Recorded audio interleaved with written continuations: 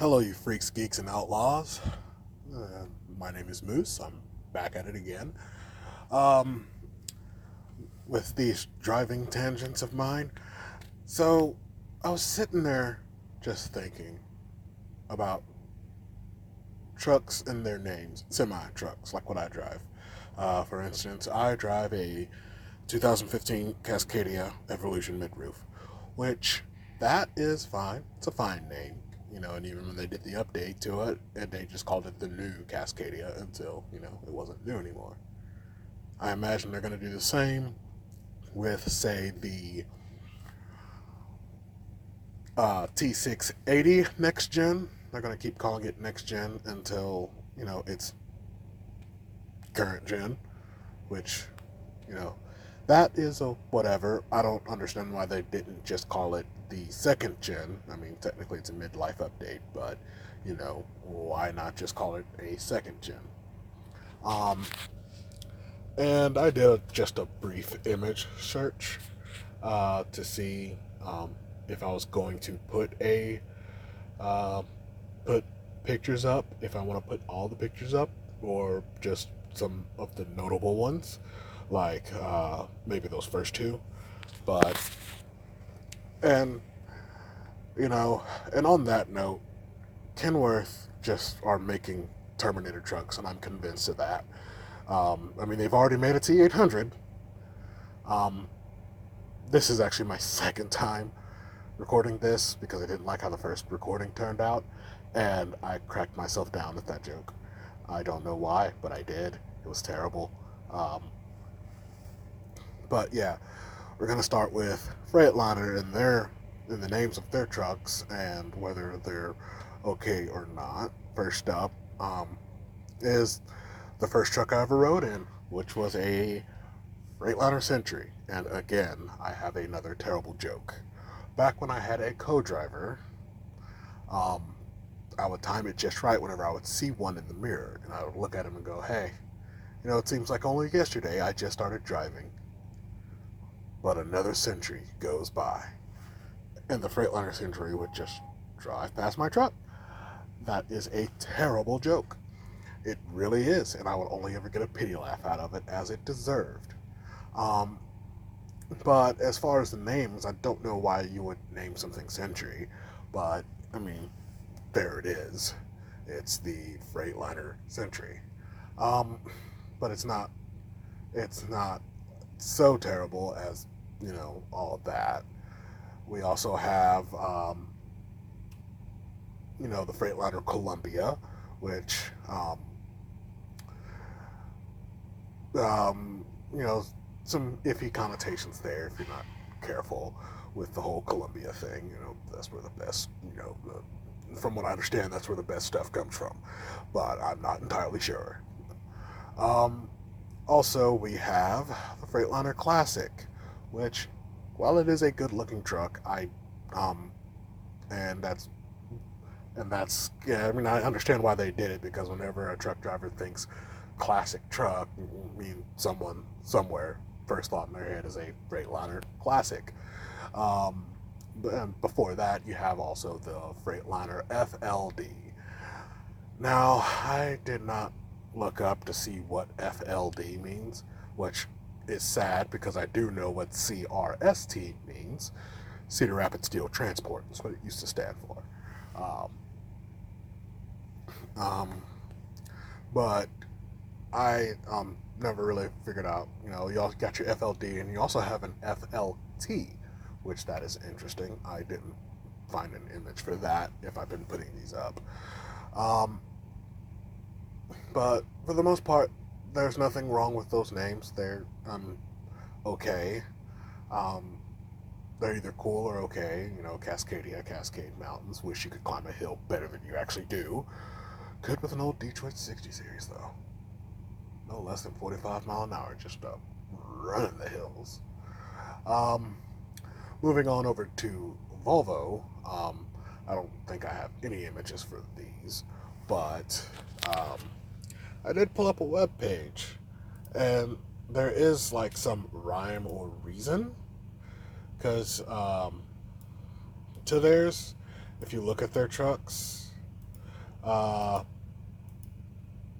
you have the VNL, well, as far as current models, you have your VNL 860, which, if I'm not mistaken, they moved everything up. So, what I mean by that is, used to be the 860, or it may have actually been a different number, but the VNL 860 had this monster of a hood on it, just this monster of a square hood on it, which I might actually, after recording, put videos, images of these trucks up if I can find them. But just have a monster of a hood. Then, and if I'm also wrong about the number schemes, I'll actually put the correct number up with the associated picture. Um, had a monster of a hood. The VNL 760, which is now the 860. So you see what I mean? Is just the biggest standard Volvo you can get. Uh, Built-in fridge, dinette, just the works. I had one. I had a 13 760. Then you have your 760, which used to be the 740, had a smaller, shorter bunk. Then you have your, hold on here. Then you have your, that is not a 300. Your 740, yeah, you have your 740, which is their mid roof with the short bunk. You have your 400, which is just, you don't stand up in that thing. You've got a crook in your neck if you do. It's also short, but it also has no windows. Then you have your 300, which is the day cab. So, I mean, so there's some rhyme and reason to it. It used to be in relation to roof height and bunk length, but I think that has changed, so I don't actually think it's worth anything. So yeah, we've talked about Peterbilt. We haven't talked about Peterbilt yet. We've talked about Freightliner, Kenworth, and Volvo. I guess up next is International, which it used to be International Paystar, International ProStar, ProStar Paystar, um, ProStar Paystar, and just of course you had your your 99i. I almost said W9, and I'm so very sorry to my Kenworth stands out there. Um, yeah, you had your Lone Stars and all that. Just be a line of stars in that legendary Eagle. Now the 99 wasn't the 99. The 9900 was not, or was a good work truck, but you weren't riding in style unless you had that Eagle badge. You know, um, but they switched over to what they're calling the LT series, um, and the RH series. Uh, they also have a CV series. Uh, I'm actually looking on their website right now, but when I go to trucks, I see Light, which is their CV series. That is a pickup truck. That is a diesel pickup truck, or a utility truck with a versatile bed on it. And I want one. I actually just want one because it actually looks pretty nice. Um, um, but yeah, CV series uh, for their just lightest of the lights. Uh, let's see.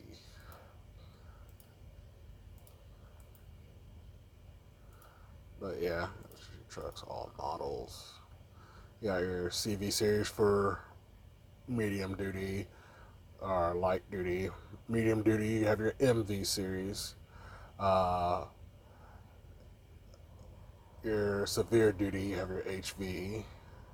Super severe, your HX. Um, Heavy duty, you got Lone Star, LT, RH. Oh, hey, yeah, there's the Durastar. Yeah, your Durastar, your ProStar, TransStar, WorkStar, I think it was what I was calling the Paystar was actually the Durastar, and that's my bad. But I mean, so I guess they're still making the Pro Star, but I'm not entirely sure. But you know, uh, that is just their naming conventions, and it's that's fine. Um, I just wish they'd call the LT the second gen Pro Star because, from what I understand, it aside from the hood and the mirrors, it's basically a Pro Star. Um, Now let's tackle yeah, Peterbilt. It's not that I hate Peterbilt. I actually just really like Peterbilt. But can anyone tell me the difference between? And now, if these images are wrong, because I'm gonna put them up, if these images are wrong, I'm sorry. Uh, I just did a cursory Google search. But can someone tell me the difference between a 388 and a 389? Um, or a 385, and there was another one I saw. I can't quite remember. Maybe not, but yeah. So like your 388 or 389, and you have a freaking 379. Yeah, all those trucks look alike to me, anyway. It's not like the difference between a T800 and a T880. It's just an updated truck, but you know, it. I don't get it. I just don't get Peterbilt's naming conventions just being numbers. It gets like really confusing until you get to like maybe the 579, which that has two versions of it. You have your regular 579 and you have your 579 Ultra Loft, which and you also have your 79 Ultra Loft next gen, which that You know, I appreciate the difference between Ultra Loft and just regular 579 because a regular 579, you can take the bunk off of it and replace it. Not so much with a Ultra Loft. That is a unibody construction, and it doesn't, but it's nice and spacious. Um, oh, we didn't even talk about Mac. Um, But, nothing to talk about there, really. I mean, you got your Mac Anthem, with it's just an awesome truck. Just awesome, awesome, awesome. I would love to drive one. I love the headroom. And sure, it looks like a brick in the wind, but it's a cute brick in the wind. Uh, you have your Mac Pinnacle. Uh, just normal naming conventions. But, Peterbilt and Volvo and Kenworth, they went with the whole number thing. Um, Believe it or not, Freightliner did it too with their SD 122, but that was the only one. Which it's not a bad looking truck. It's basically an updated Coronado, and I think depending on where you find one, it might actually say Coronado SD 122. Um, which the Coronado. Well, that's the only one I don't understand. It's like, why call it Coronado? What is a Coronado? Last I checked, Coronado was something to eat. Or am I confusing that with Tornado at Love's? Well, who really even knows? But yeah, truck names are weird. Some of them are, anyway. Peterbilt with your numbers. Um, Kenworth, they're not so bad. They got your, like I said, you got your Terminator series, T800, T880, T660, T680, and then the Kings of the Road, W900, W990. Um, there are two types of W900s, but I couldn't find the pictures that I wanted for the regular W900, so the picture for that should be a W9L. Um,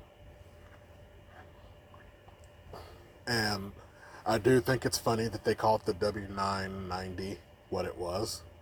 because it does look kind of like a 99i, just a teeny tiny little bit. Uh,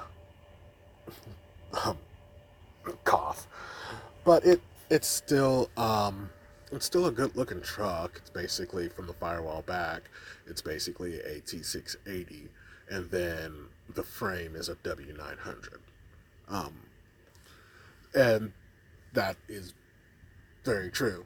Um, there have been there was at least I know there was a YouTuber that actually who works at a Kenworth dealer put those trucks side by side and basically said from the firewall forward, you can get everything under the hood of a W990 that you can on a W900. You can order the frame the same way you can order a W900. So, I mean, they're basically, firewall forward up under the hood and, firewall down the whole frame. You can order it the exact same way you would order a W900. It's just the inside's a T680. And there's nothing wrong with that. It's what it's what everyone's moving towards anyway, is a common cab design. But we're not here to talk about the common cab design. We're talking about how weird. Freightliner did have a weird name. It was the Argosy. I don't know what an Argosy is. You usually name something after something. Like when Lamborghini first started making cars, yes, they made tractors first. But when they first started making cars, Mr. Lamborghini would name his cars after bulls, ranches, and Mr. Mura, who was a bull rancher. But, everything else was named after a bull while he owned it. But that is how I see it anyway, as far as these weird naming conventions. So I'm probably going to cut it here, somewhere around here, I think, because I only have maybe about